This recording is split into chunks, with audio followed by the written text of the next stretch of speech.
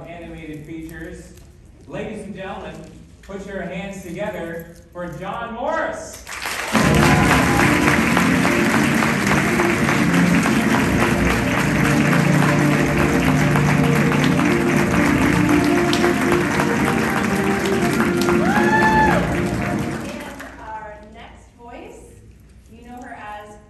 Jasmine, Linda Larkin.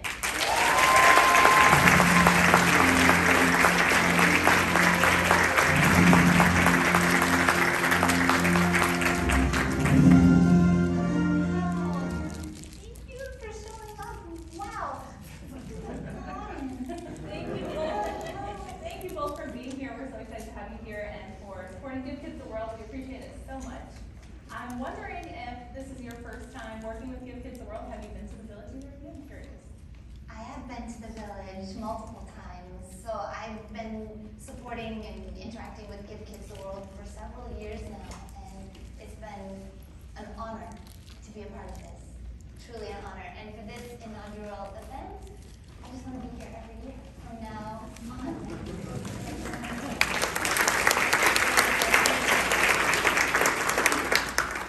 I have not been to Give Kids the World Village yet, and I can't wait to go. I've heard amazing stories and just, kind of incredible things about the village and all the amazing work that you do. So I can't wait to visit. Oh, awesome. We love to go there. So. We know. I remember that you hosted for a panel. Was for the Toy Story actors. Yeah, we had a Toy Story reunion, and proceeds went to Give Kids the World. Yeah. Yeah, and that was actually the first reunion of its kind, and it was on Zoom, and it was very surreal and awesome. It was very entertaining. We went. Did any of you go and see that online? It was great. Fantastic. So let's start at the beginning. I'm sure one of the most frequently asked questions that you have is, how did you get the role? How did you audition and that process? And so we'll start with Linda. Okay, that is one of the most frequently asked questions, and it is really interesting actually. At the time, it was just one of many auditions I had that week. It was a time when I was living in Los Angeles. My agents would tell me where to be and what time, and I had a book that I wrote things in because it was a long time ago. I didn't have a computer or a phone to keep track of my appointments. I kept track of them by hand, and I still have those books. I remember seeing one of the entries where I had an Aladdin callback, and I spelled Aladdin wrong. I put it with 2 L's. I was like, oh, I didn't even know how to spell it at this point. And it ended up being such a huge part of my life. My first audition was kind of uneventful. I just went in, recorded a scene, and left. I had gone there with a friend. We carpooled. She had a fancy fax machine, so she had gotten the sides faxed to her the night before, so I read them in the car on the way to the audition. And I didn't hear anything for probably a month. And then every few weeks, after a month later, they said I had a call back. Every few weeks I would go back in, I'd have another call back, and the number of people in the waiting room was shrinking, and the number of people watching the audition was growing. So the pressure was going up. It was like entertainment version of Survivor. Exactly. Now, when you went to those first auditions, were those at the studio? Were those at like a recording facility? Those were At the studio. Wow. In a little tiny room that was just big enough for a music stand and some pretty simple equipment and the casting director and me. And then as it went on and more people were showing up for my audition, then they moved us to an actual recording studio where there were a bunch of people sitting there. At what point did you see any of the first art of Jasmine, of the character? During the process, I started to get a glimpse of the storyboards. I don't remember if I saw the statue, like the white The statue. maquette. What is it called? The maquette. Yeah, I don't think I saw that until after I got the job, but I definitely saw some storyboards as I was auditioning, you know, more and more. And that was pretty cool. That was really, even if I didn't get the job, I was like, I saw some of this movie that they're making. It's really, really inside stuff. And John, how about you getting the role? So fabulous to hear all those insights. I love that. So we have to go back to 1991, and I was 7 years old, and now I'm 36. And it was an open call for kids in the Bay Area. I think they were, you know, kind of auditioning kids in LA too. And they needed Andy, you know, for the first feature-length animated film created with computers at Pixar. And, you know, Pixar staff at that time, there were maybe 20 or 30 on staff, and now there are like 2,000 or 3,000, you know, to give you a sense of the growth of Pixar. But they just said to the first audition, bring your favorite toy. Bring your favorite toy to the audition. And I brought all my X-Men figures. Because to me, that's a toy. They're a unit. Yeah, exactly. Like, I think fans will understand, like, that's a toy. You know, you need to bring, you can't just bring Professor X, you need, like, all of them. And so my mom was like, this is not what they said. They said bring one toy. I was like, it is one toy, I'll explain. And they got it. The creative team got it. That's probably what helped you get the role, was like, no, but really. They did like that I kind of was like, no, I have to bring all of them. And then, similar to Andy, you know, they just said, okay, we're just gonna record you playing with your toy. That's it. And so I like dumped all the figures out on the ground, and I started creating the voices, and you know, I got really into it, and later they told me, you know, that was Andy, and we just kind of saw Andy come to life in front of us, you know, with all those voices and kind of characterizations and such. Wow. And similar to Linda, like, you know, there were 20, 10, 5, 3, 2, and then me, in terms of the, you know, callbacks. Because with the callbacks, we then read from the script, and they started to hear, you know, Andy's potential voice and such. And being that age, did you feel like how special it was? You know, I did, in that it was just such a unique kind of project, but I was so little that, and you know, it wasn't, I didn't realize the scale of what it would become. Because it's the first feature like animated film created with computers. It's kind of like experimental, and then like you see it on a bus, and you're like, oh, okay, it's actually gonna be kind of big, I think, you know. But yeah, at first I didn't have any idea. My family didn't have any idea.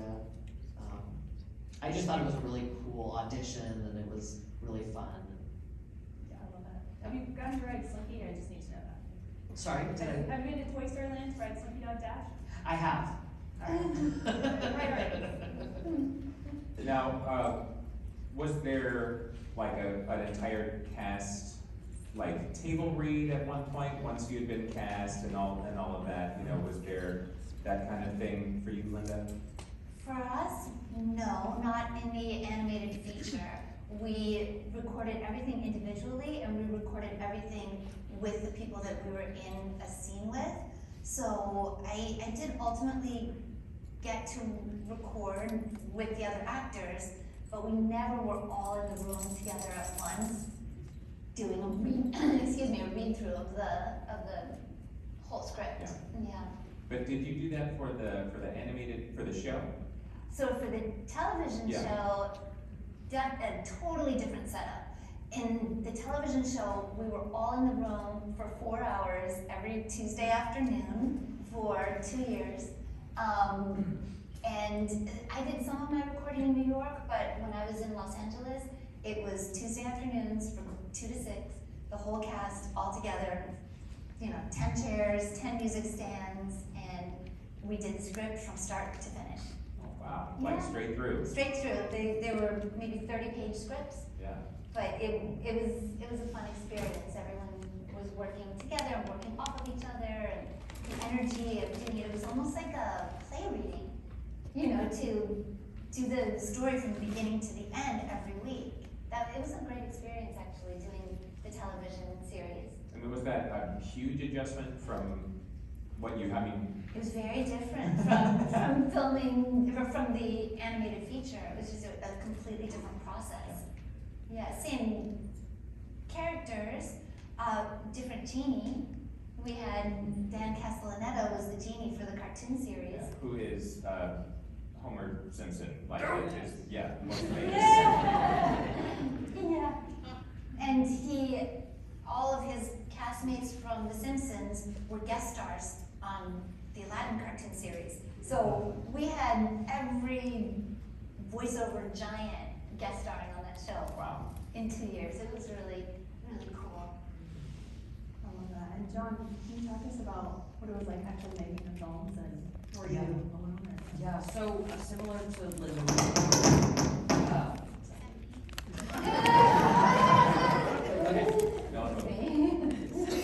Similar to Linda, we recorded individually for the most part.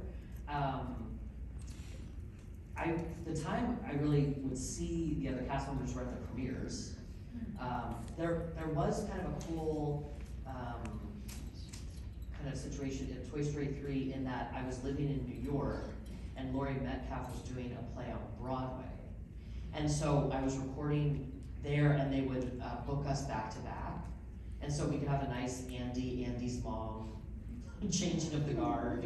Like I would have my session and then she would have hers and we would chat for a moment.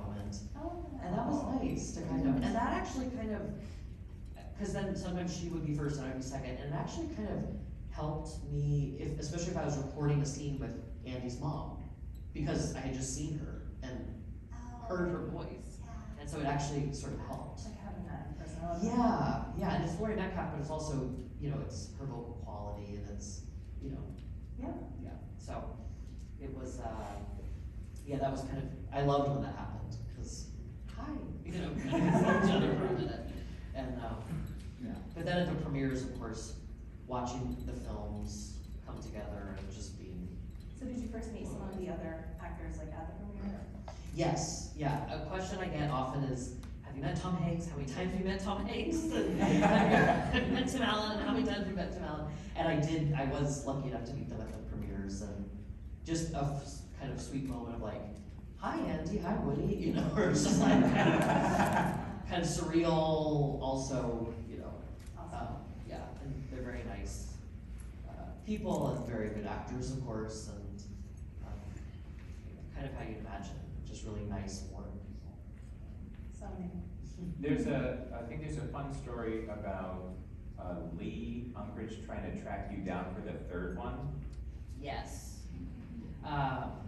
So the films more or less were in real time, which is unique for films. And I was always a little bit older than Andy, but there was this huge gap between Toy Story 2 and Toy Story 3, and I was in college.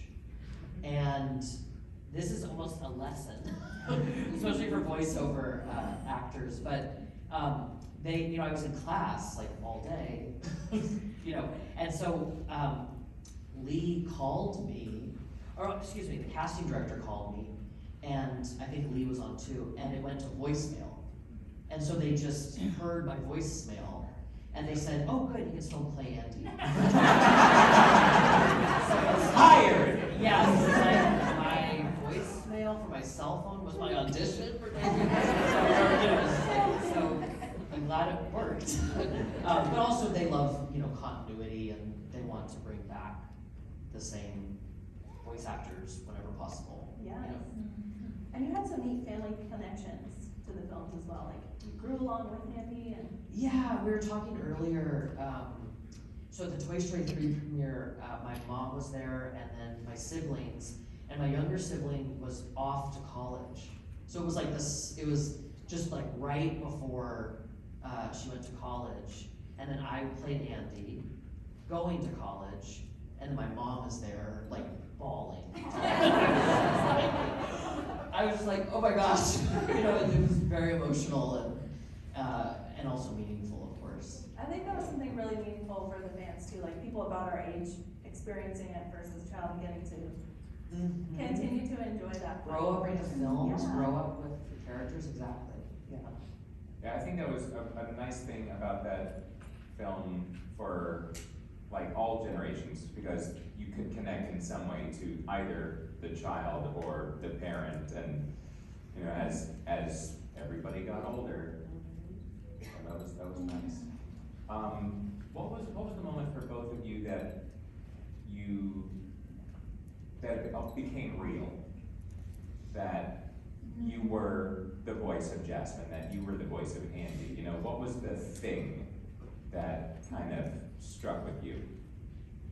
Well, for me, I didn't really believe I was gonna be the permanent Jasmine until I saw the premiere at El Capitan Theater, and I was like, it is my voice, and even right up until the movie started, I thought, it's possible someone made a mistake and invited me, and they didn't tell me that they had replaced it. I just, did, because it was a unique situation. I was the first actress to do a princess that didn't sing.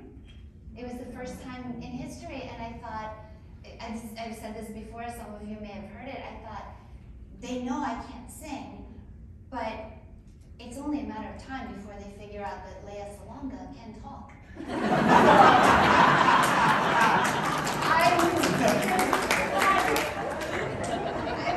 had to make it to the finish line, and I did, and that's when I really thought it was real. It's when you were seeing it. When I was seeing it at the premiere, With I said they witnesses. cannot take it back now. That's official. It's official. Linda, I had a question for you about like that character, and in that moment in time, it was definitely like a girl power era. Yes. Did you feel that way, like while you were creating that role? 100%. I was so in sync with it because it is exactly how I was feeling at that age in my life. I was just, coming of age myself. I was living on my own for the first time. I was really active and socially aware, and it was just the first princess that I really felt was capturing that energy, and I connected to it 100%. From the minute I read the character, I knew what she was about, and it felt very relevant to that time and to my life. I love that. It's a great question, thank you. And John, what's a moment for you that made it real, that you were our Andy? Yes, I would say the Toy Story premiere, I was 11 years old, because it took me 4 years to record, it took 10 years to make Toy Story. And I was sitting in the theater and it went dark, and then Andy starts Toy Story. All right, everyone, this is a stick-up. Don't anyone move. That little thing, that part. And it didn't sound quite the same because I was, little. But that starts it, and I kind of turned to my parents. I was like, "Is that me?" And they were like, "Yes, that's you." And I was just like, "Oh my god!" And I was kind of like excited and nervous and embarrassed and happy and all these emotions that you feel as 11. Watching that. Yeah. That self-consciousness is funny. That's a surprise. Yeah.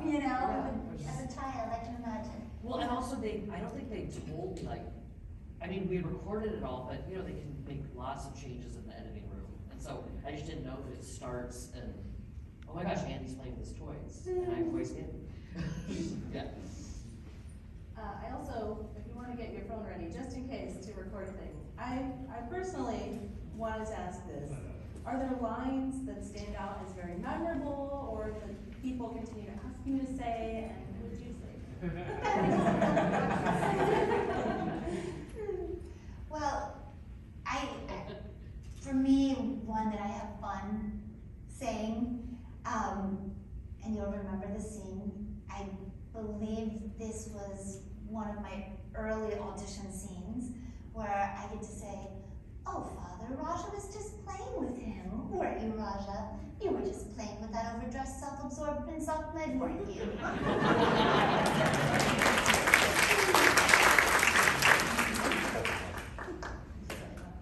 That's fabulous. I think the end of Toy Story 3 is probably my favorite scene that I recorded, and kind of that little monologue about Woody. And you can see my shoes, they're Woody shoes. But not picking favorites, but they're all on my shirt too. But so just the line, now Woody, he's been my pal for as long as I can remember. He's brave like a cowboy should be, and kind and smart.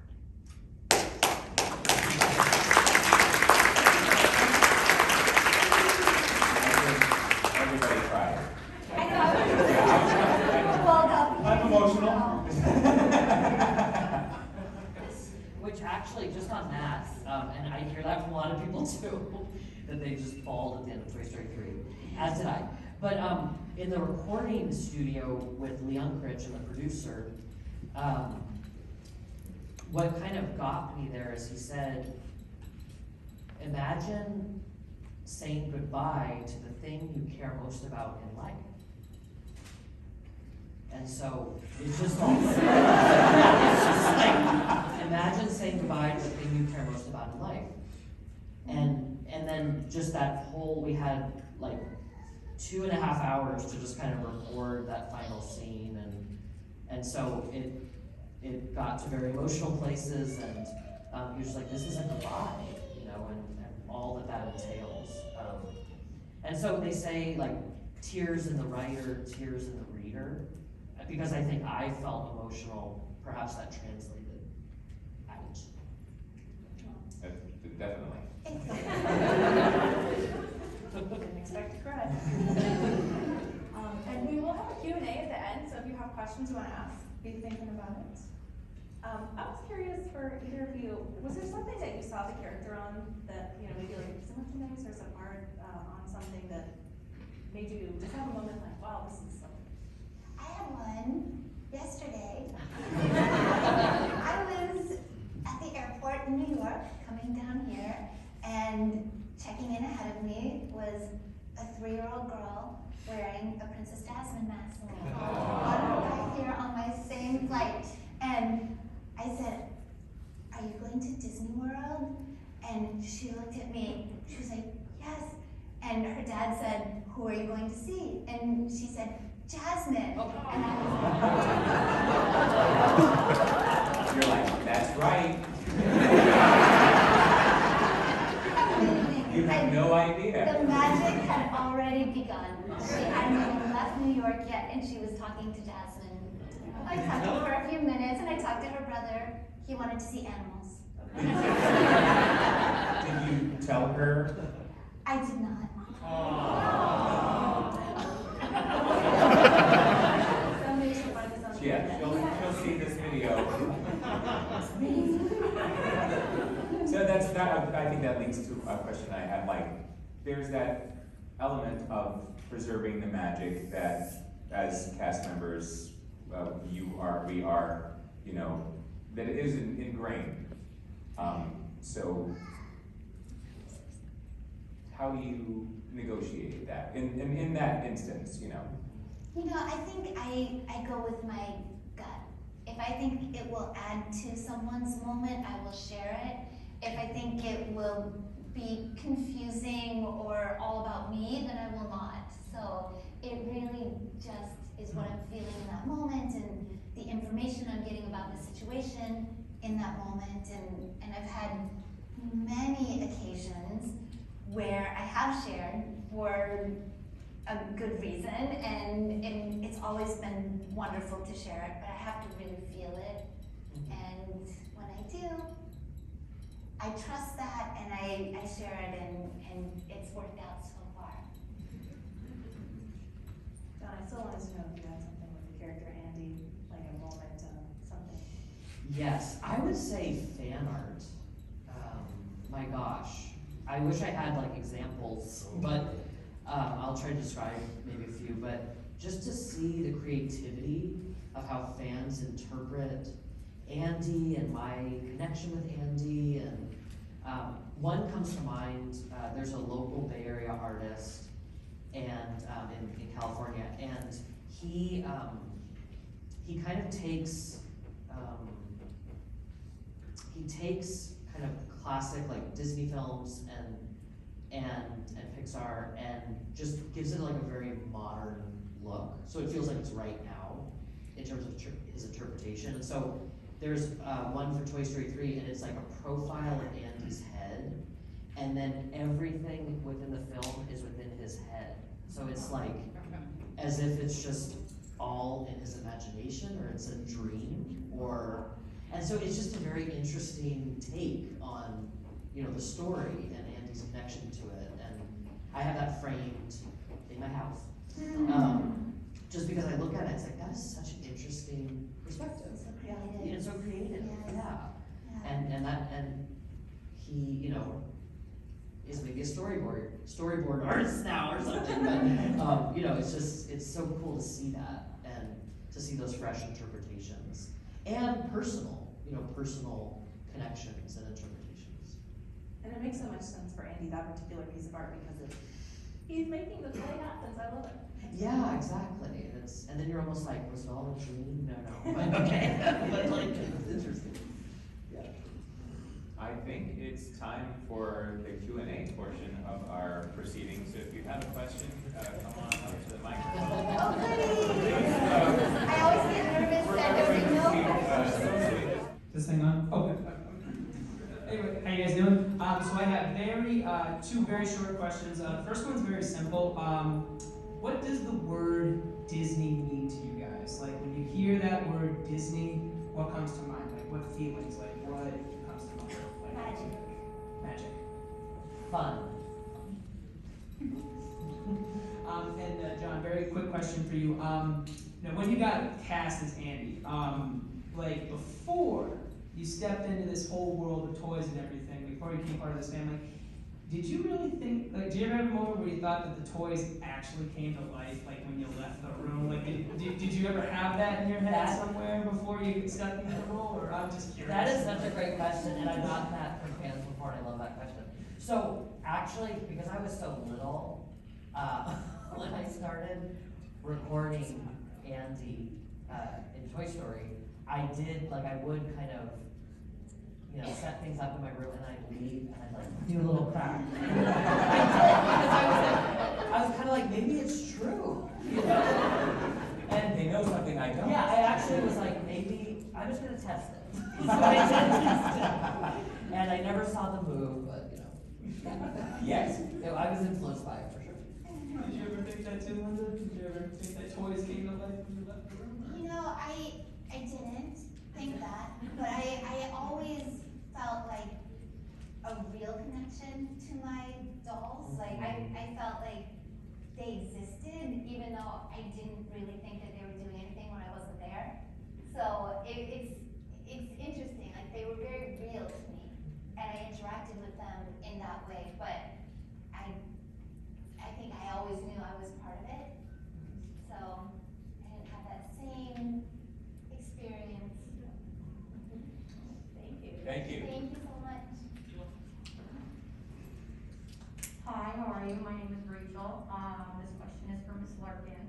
I was wondering if you could give us some kind of a glimpse into what it was like working with Robin Williams. Thank you for that question. It's my favorite question to answer.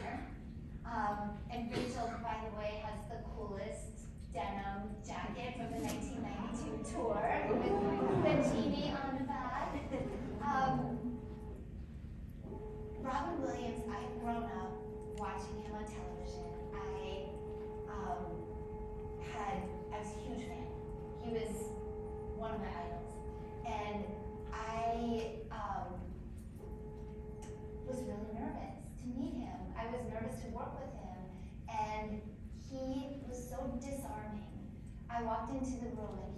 gentlest, kindest human being, and made me and Scott, who is Aladdin, both of us feel immediately comfortable, and then made us laugh harder than we've ever laughed, because he was improvising a lot of what he was saying, and a lot of it no one's ever gonna hear. And we had to not ruin the takes. So we had to laugh but not make a sound. So it was a truly unique recording experience. Then over the next 20 years, I had many subsequent interactions with him, doing press tours, living in New York. He was, part of the community of theater actors there, and he always made me feel very special every time I saw him. So it was a wonderful experience to get to know him. He's one of those situations where meeting your heroes is not a disappointment. In that case, it made me love and appreciate him even more.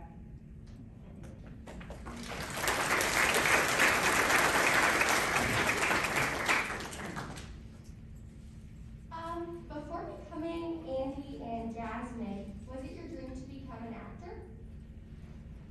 Well, what was your dream at 7 years old? I know. That's such a great question. Toy Story for me was probably my third job, acting. I think I did one commercial for Chevron, and then another commercial for Toaster Strudel or something, and then Andy. So I had just kind of started acting, and I was just having a lot of fun with it. Growing up, I sort of thought I might become a doctor, because I just was sort of drawn to that field. I didn't end up becoming a doctor, but that kind of helping others, and healing others was interesting to me and appealing to me. But then I really kind of delved into voiceover, and perhaps can help others and connect with others that way. What about you? I was a dancer, so I did not know I was going to fall in love with acting. I came at it from a different direction. But being a dancer opened a lot of doors for me and opened a lot of opportunities, and I think, when something presents itself to you in life, go with it. It just felt like this was where I was meant to go, in that direction. So that's what I did, and I'm really glad that I did. It's been a long career, and as a dancer, I wouldn't have had that opportunity to keep working the way I did as an actor. Because it's a short career when you're dancing. So, but it did feel the same. It was an artistic endeavor. There's acting involved in dance, and it felt like a natural progression from that to acting. So, yes, thank you. Thank you. So just a question I had about when they're recording you, Yes. do they also take film as reference? Yes. Is that true for both of you? Yes, they always recorded the videotaped back in 1992, the sessions, because they were using, the animators would reference them, so there might be a certain way I moved my mouth or gestured that would make it into the drawing somehow. It might not be exactly in some cases. There were a couple of expressions where my mom said, "Oh, that's you." Especially I think when I was mad at the Sultan. I think that might have been one of the ones where my mom recognized me in the drawing. Yeah. And do you think that being a dancer, that was a bonus for them to have the physicality of Jasmine along? Well, there was a live action, what do they call the person who does the body work? The Yes. Reference mom, yeah. Yes. So that was a different person than me. But I do feel like I was comfortable in my body, so knowing I was being filmed and recording my voice, it didn't throw me in any way. John, were you playing when you did some of your lines, or? Yeah, so the cool thing about the sessions, they were photographed and filmed, I think more for archival usage and reference for animators. But they always had a big box of all the toys next to the music stand and the script and the mic. And so it was interesting when Linda said that Robin Williams would make you laugh and you couldn't make a sound. Because I had to be careful, like, don't hit Buzz's foot on the music stand. You know, like recording that, you know, that was something, because the mics pick up everything. But yes, they always had, like, so I could pick up Woody and Buzz, and that was so helpful, because that's what Andy's doing, you know, in the film. So that was brilliant that they had those there. And did you record at the studios, at Disney Studios with Doc Kane and all, and those guys, or? So I recorded mostly at Pixar. Okay. Yeah, except when I was in New York, and then what I did record at the Disney Studios was Disney on Ice. I sang "You've Got a Friend in Me," which was really fun. And what I remember from that is I sang it and they said, okay, now way louder. Because you have to fill an arena. It's like, oh, okay. So that was like, I sang it, and that, because I've been singing since I was 12, and so they, you know, they were just like, okay, now fill the arena, you know, like, sing it 5 times louder. I think there's one question. Questions, please.